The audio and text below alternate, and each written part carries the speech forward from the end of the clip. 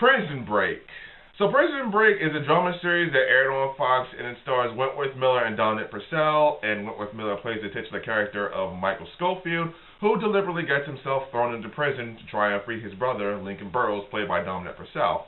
The crux of the story is that Michael Schofield tries to get himself locked into prison because his brother is innocent, but there for a crime he didn't commit, and he does so in the most dramatic way. So Michael Schofield decides he's going into prison to try and break him out, and the audience needs to know how exactly is he getting him out, and the answer lies in Michael's tattoos. You've probably seen this before, but he has a very gothic tattoo covering his whole upper part of his body, which is really a map that only he can see. And that's basically his plan for getting out of prison, because he designed the place. And throughout the series, you have several other characters who play parts, both enemies and friends, who help him through his pace, and try to impede it sometimes.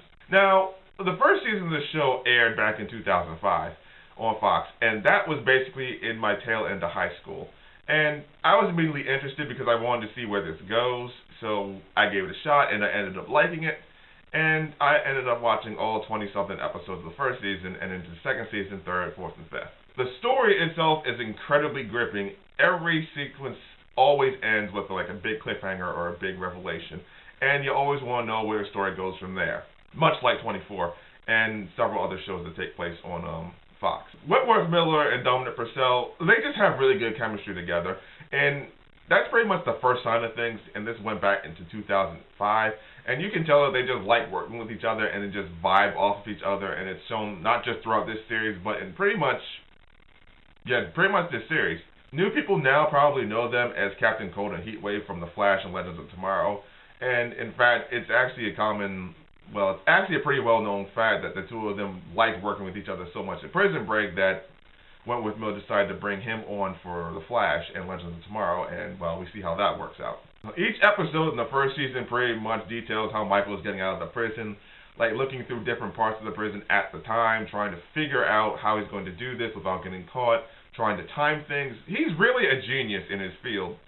I think his job in the show at that point was actually an engineer, but it really goes to show how much detail he put into this plan. It's a very intricate plan. Because the entire prison schematic is secretly tattooed onto his back, he's pretty much put in all the work possible to make sure nothing goes on without fail. He has to test everything. He has to make sure people are at their places. He has to make sure that this doesn't happen too early or that. And it's just gripping to see that how he planned this out. And then throughout the episode, you'll see like bits of the tattoo and how they relate to everything.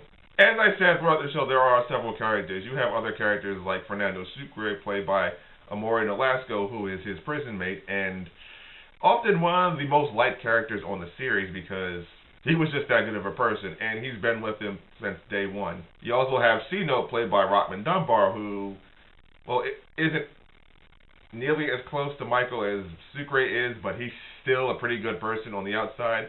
And the funny thing is, all these other prisoners have their own backstories. I think there was one episode that showed all their backstories and how they ended up in prison in the first place. And you just can't help but feel for the characters, because they're people too. Easily, probably, we have to talk about everyone's favorite character, or most well-known character, Theodore T-Bag Bagwell. Now, this guy, he's a straight-up villain for pretty much all the series, but he is probably the most cunning, intelligent, ruthless villain out of them all. He's in prison for being a rapist, a murderer, and he's a white supremacist. But he's not just some stupid, dumb redneck like a lot of people think he is or make fun of him for that. He is a thoroughly vile, intriguing character. And yet, somehow, even in some of his backstories and, like, episodes, you can't help but feel a little bit sorry for him at some point. It's not that often that you have a character on a show who, despite committing rape and murder and is a white supremacist, can actually be kind of sympathetic. And this show did that perfectly well, although it doesn't help that Robert Kepner is actually a pretty decent person. And then you have Michael's love interest for most of the series, Sarah Tancredi, who a lot of newer people probably might recognize as Lori from The Walking Dead. Don't worry, she's much better in this show than she is in The Walking Dead. Trust me, she's much more likable. The two of them just have a certain chemistry towards them, and it shows. You get the feeling that they just really vibe naturally with each other despite everything they go through in the show. So, at the end of the first season, well, Everything happens pretty much exactly how I expected to happen, because if it doesn't, then that's the end of the show. Season 2 takes things up a notch severely. It shows them getting out. Now they have to stay out, and it introduces new characters such as Alexander Mahone, played by William Fichtner, and he's this FBI agent who basically is in charge with catching all of them. What's interesting about him is he starts off as a villain. He's pretty much on top of Michael Scofield like everything, and he actually shows himself to be incredibly formidable, almost like he knows what he's going to do.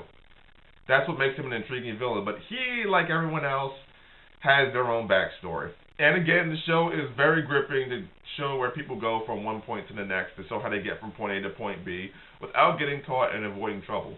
They also have to avoid trying to get caught by other police because, well, what's the point of being in a prison break if you get caught and sent right back to prison?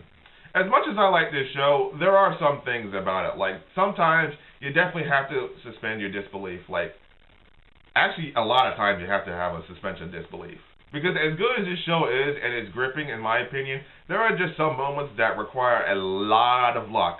There's like several scenes where characters should rightfully be caught or should be dead or something, but by some means, they're not, and it's just a little hard to accept at some points. It does sound a little bit ridiculous, but that's pretty much what makes it good, but there are some times where you're just like,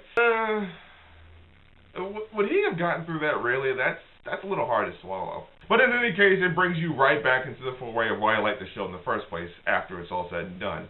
I just got done watching the last season that aired a couple days ago of Prison Break, and I was actually pretty hesitant to see it because they brought it back after some 7 years. But it actually was just as gripping as it was the first time I watched it. It was almost like being right back in high school. New characters, new threats, new problems to solve, new location. It's pretty much everything I could have hoped for. It was a bit short, and I would have liked to have seen all the characters from the start, but I knew they probably couldn't do that. But I still had fun with it regardless. The series as a whole, I definitely enjoyed it a lot. It was very gripping. It was something I loved dearly. It kept me on the edge of my seat all the time. I enjoyed the characters. I enjoyed the chemistry. I enjoyed how they got from one plot point to the next. And I was definitely looking forward to the big break in the first season. And for that, I will definitely say this was one of my favorite shows, and that's why it gets a diamond ribbon rating from me. Okay, so Prison Break, any one of the seasons, have you seen it? What did you think? Did you like it? Do you dislike it? Who was your favorite character out of the entire series, and what was your favorite season? Whatever you think, leave me a comment below and tell me how you feel. Also, don't forget to check out my Twitter at AsteroidMike. Don't forget to check out my blog. If you like this channel and you want to see more of my channel, don't forget to subscribe on the link below. And as always, I will see you around. So until then, this is me saying peace out.